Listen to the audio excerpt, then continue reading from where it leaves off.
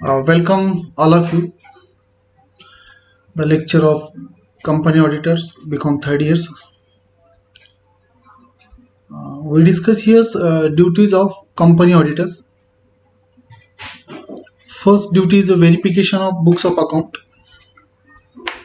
So we know that one person can be appointed as an auditor of the company. Is a first duty to make the verification of the books accounts. So first he should be go through the general books, then ledgers, and then the various types of the books of the company, because the company can be maintain the books of accounts as per the requirement of the companies act. And moreover, the books is required to company how to make the transaction for the whole years. The financial year is start from the 1st March and it can be end the 31st March. So in this 365 days duration, the company can be whatever the transaction took place into the company.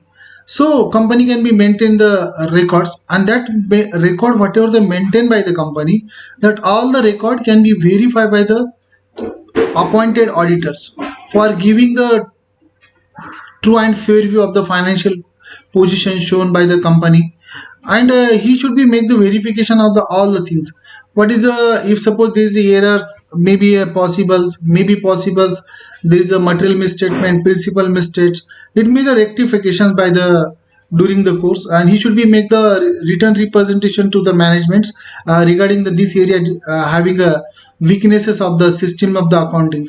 So he may duty of the auditors when the person can be appointed, he have the some obligations toward the company, verify the books of account as per the rules and regulations, and compliance as per the rules. Next, compliance of the laws and regulations. So friends, when the company can be incorporated uh, in 1956, or it can be just amended act 2013.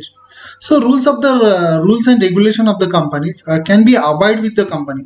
Can we say that only the companies act rules can be applied to the company? No, because the company can be operation from the different area, different uh, sectors. So according to that, the company can be apply these rules also. When the company is a listed company, at that time the SEBI guidelines, Stock Exchange Board of India Act 1992, their guidelines, their rules can be applied to the company for the listings of their share into the stock exchange market. If the company is a factory manufacturing company, at that the Factory Act 1948, then bonus acts, compensation acts, environmental laws, means a lot, so many law can be applied to the company for the running their business and performing the operations and achieve the objectives. So auditor can be check whether the all the rules and regulations which are applicable to the company should be complied or not. Yes, if suppose the company is not comply the rules and regulation, it may be possible that the some legal application come on the company, and companies penalize the penalty. Company should be pay the fines. Company maybe pay the some compensations. So auditor can be take into the considerations whether the company should be complying the all the rules and regulations. And auditor can be do one things when the companies are not apply these rules and regulation, at that times he should be make the reports. If the company is not apply the rules and regulation, what is the consequences on the these rules and regulation contrary on the company, and how the legal obligations should be created into the company, and what are the penalty should be required. Yes, he should be make the all the things in their reports. Visit to branch or use alternative procedures or verify the branch audit reports. So friends, when the person can be appointed as an auditor of the company, is a principal auditors, as a statutory auditors, so he should be a binding to companies. All the branches audit can be performed by him, or he can be take the help of some equivalent persons, and he should be visit to the branch, or he should be used if suppose it is not possible. We have to take the present scenario of the COVID-19. So it is not possible to go for the some remote area to audit the things. Sometimes the natural climate is not quite good. Some extent it is not possible to the auditors to go to the particular area. At that times, auditor can be used alternative procedures. Yes, alternative procedure may be used. See for the comparative analytical procedures, obtaining the evidence from the different sources to find out that the what kind of the evidence is there, and to come to know the conclusion last year reports, what kind of the sales company is there online. He may be check the books of accounts, or otherwise sometimes if the company is a big size and company can be appointing the branch auditors. So auditor may verify the reports of the branch auditors for the authentication person. So even the branch auditor can be appointed by the company, but the sole responsibility on the shoulder of the auditors, that is the principal auditor, statutory auditors.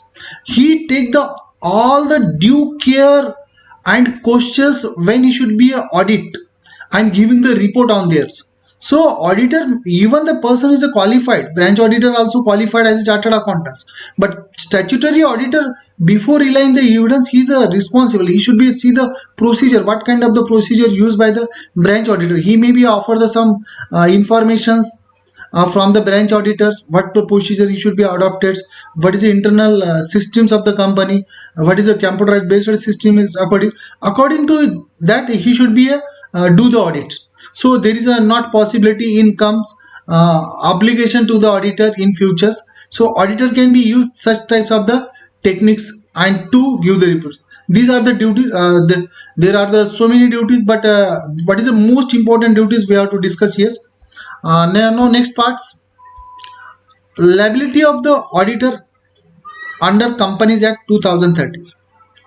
So friends, when as an auditor appointed, he also adherence with the rules and regulations of the Companies Act. Whenever he want to discharge their duties, he always kept into the minds one things, that key rules and regulation he also apply.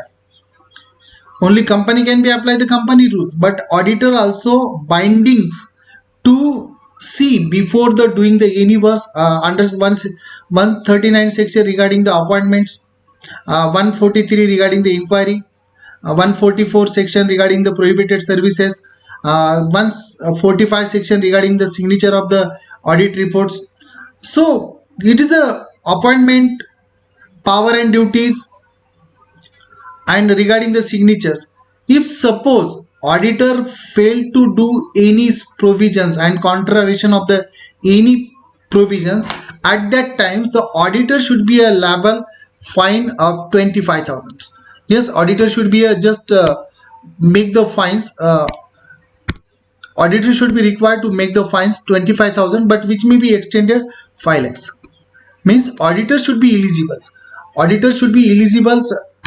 The fines that is a 25,000 or maybe extended 5 lakhs. So auditor any contravention provisions at that time he should be a require this fines.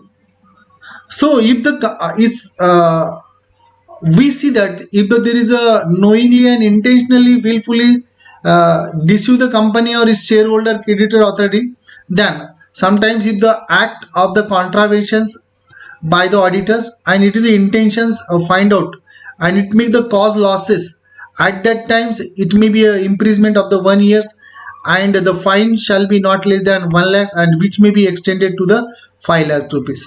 So fines range we should be know that is 25,000 minimum, and max it can be a 25 lakhs. So auditors when not only this one fines, but if suppose the auditor found the guilt or convicted this offense, at that times what happens. So auditors when should be find out the guilt, at that times he should be pay whatever the remunerations you have to collect us, whatever the remunerations you have to collect it, so he should be pay return to the company. Means whatever the remuneration he want to take from the company, he want to return to the company.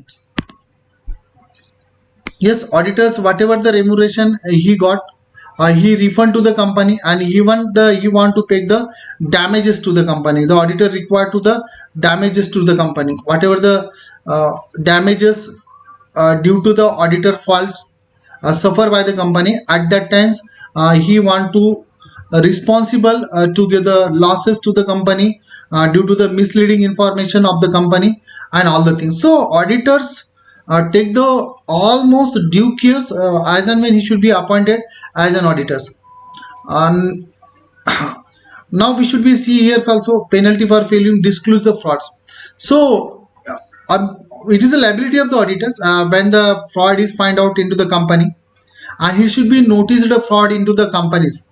So under section 143 12, it is a duty of the bound auditors to inform such information to the central government if the fraud amount is the less than rupees 1 lakh but which may be extended 25 lakhs. So it is a punishment when the fraud exists into the company. At that time he should be report to the central government. If failure the part of the company is duty, the auditor should be liable the punishments 25 1 lakh or which may be extended 25 lakhs rupees. So as and when in short we can be say that if suppose there is a fraud is found out, the auditor what is the duty of the auditor? Auditor should be give the reporting authority and report to the central governments in prescribed manners. So central government may take the actions against the company. If failure the same, it may be a fine 1 lakh rupees and it may be extended 25 lakh rupees. Now next, liability of the auditor under Companies Act. Penalty of the professional misconduct, National Financial Reporting Authority. Watch on the watchdog. This can be a just NEFRA, National Financial Review Authority, can be nowadays appointed by the central government. We see that the under section 28 the pre-review is this by the under the Institute of Chartered Accountant Act 1949, but the continuously scam of the India in the Satyam case, and now the then PNB Bank, Punjab National Banks, then Yes Banks, the continuous the question arise on the auditors, what kind of the duties, what kind of the he should be take the case.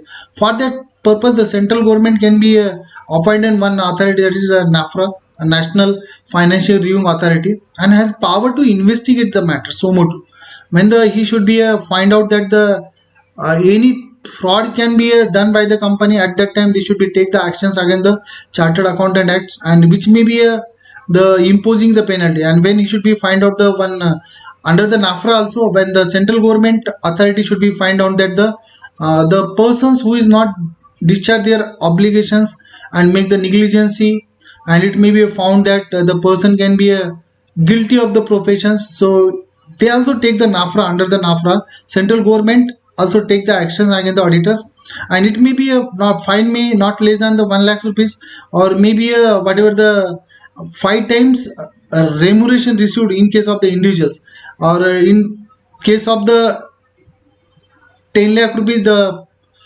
firm in the case of firms, and 10 times of the penalty. Means the individual as well as firm also responsible for the audit.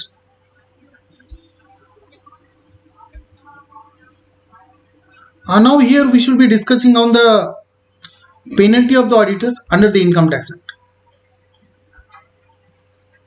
So we are discussing on the penalty under the auditors under the Income Tax Act. So persons now there is a Companies Act is the difference. Here Income Tax Act is difference. So here we should be discussing around the auditor responsibility.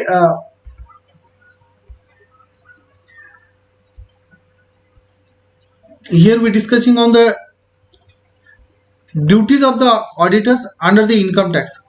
So friend, under section 288 is this: the persons may involving the evasion of the tax, avoidance of the tax, and may support to the clients.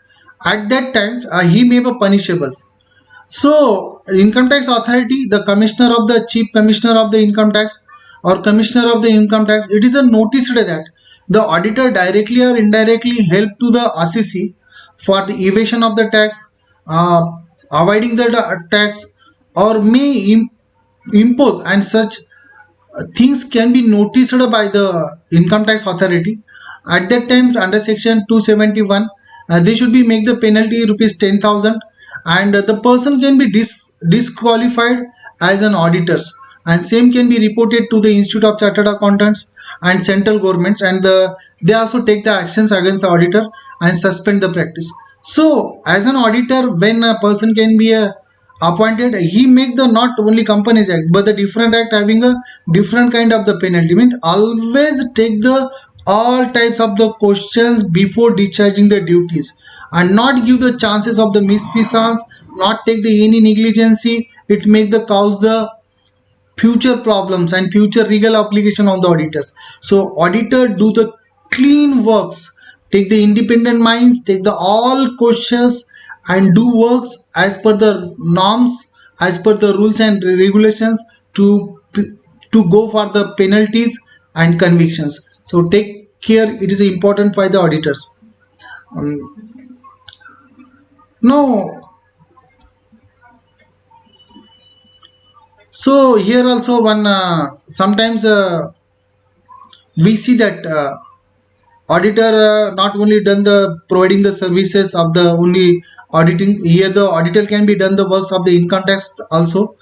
So in these cases, the if suppose the false information and willfully informations giving to the OCC, and return can be filed for the wrong way and to avoiding the taxes, minimize the taxes, and manipulation of the account and support to the manipulation of the accounts, and it is a notice to the income tax authorities.